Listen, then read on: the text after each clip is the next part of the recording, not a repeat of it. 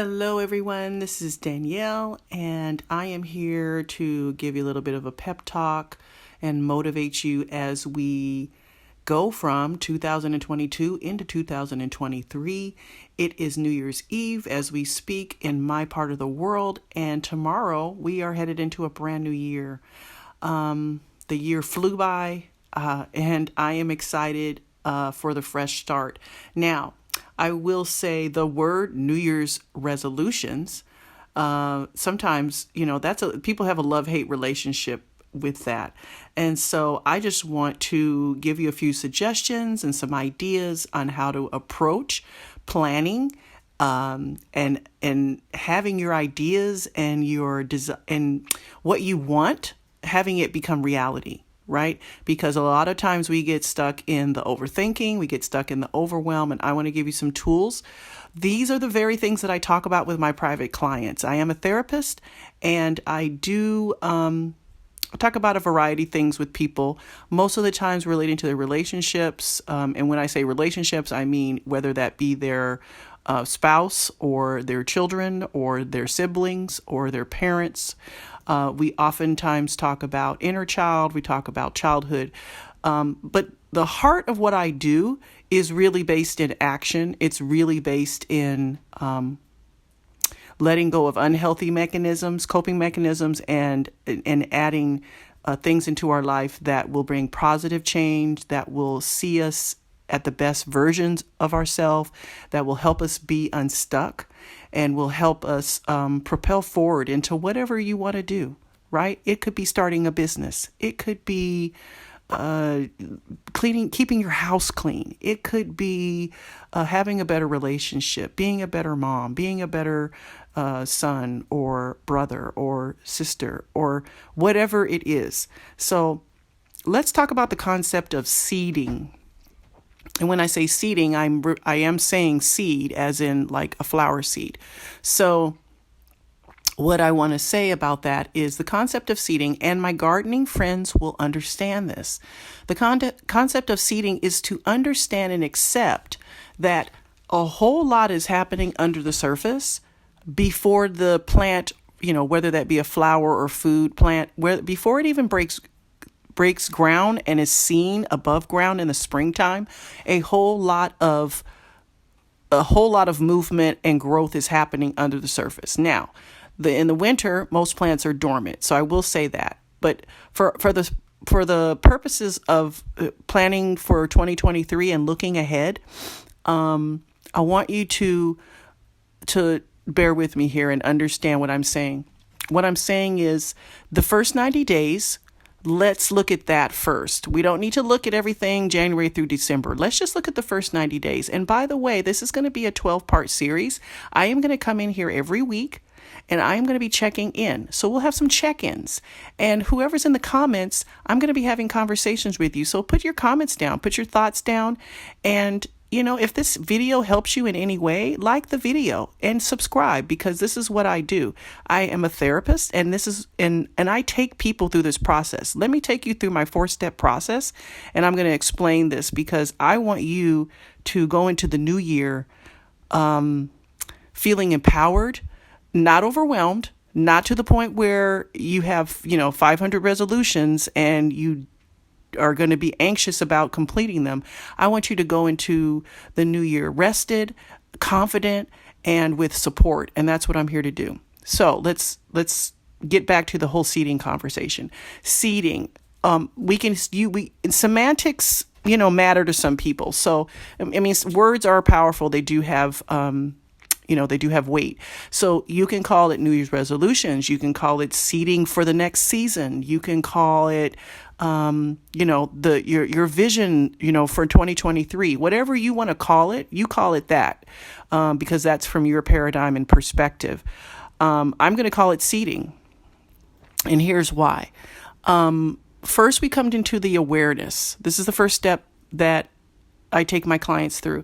They are aware that they want to make some changes. You are aware that the new year's coming up and you want maybe to see some stuff happen before spring or summer, or it could have anything, maybe you want to get fit. Maybe you want to get, bring your cholesterol down.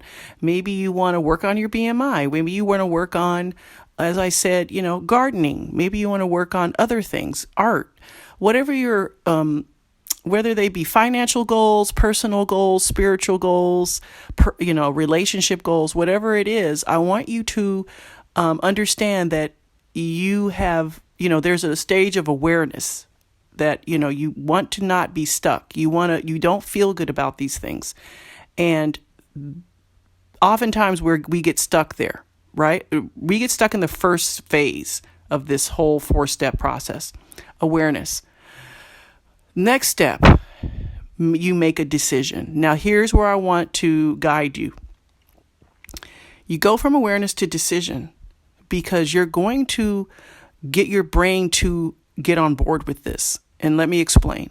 Our brains have a very good mechanism for protecting us. Our brains are always in protection mode. You guys know about the fight, flight, freeze, or fawn. That has to do, there's tons of research out there. You can research it. The fight or flight response. You can see it this way.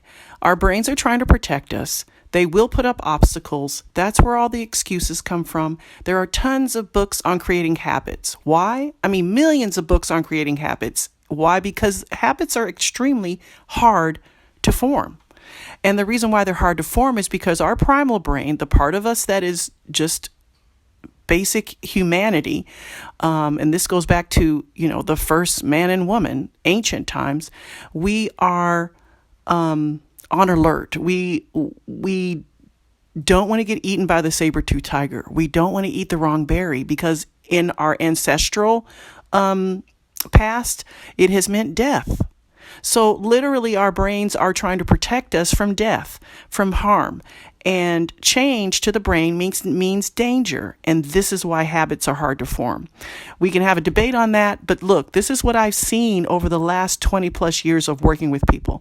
I have been a counselor to kids and families. I have led groups. I have done private therapy. I've done all these things. And what I've found is that when people make a decision, it's scary and it can be uncomfortable. And our brains will put up obstacles. Our brains will put up resistance. This is what I want to move you through. So once you make a decision, then you have to spring into action. That is the third phase. And the reason why you have to go directly to action from the decision and not read, 10 self-help books about mindset change.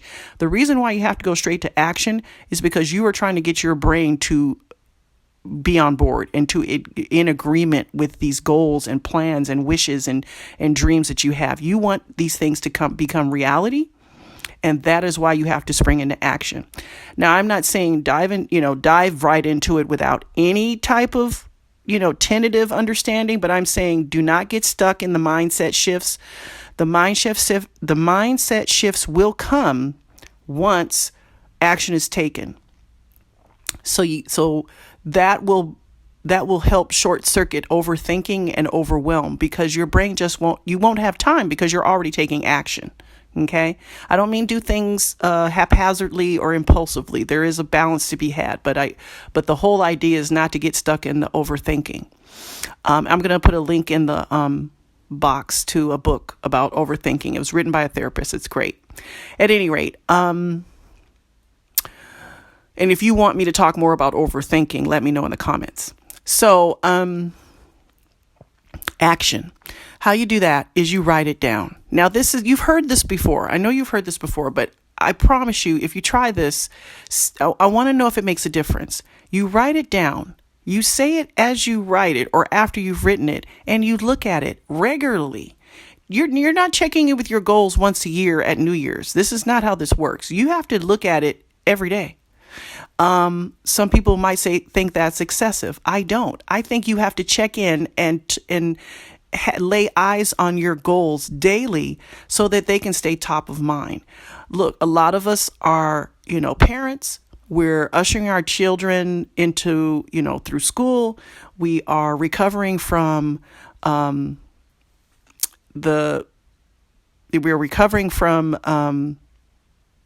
what happened a couple of years ago when everything was locked down, all of that. And so there's a whole lot going on, right? Just day-to-day stuff keeps us busy and keeps us, we all have full plates. There's a lot going on for people. And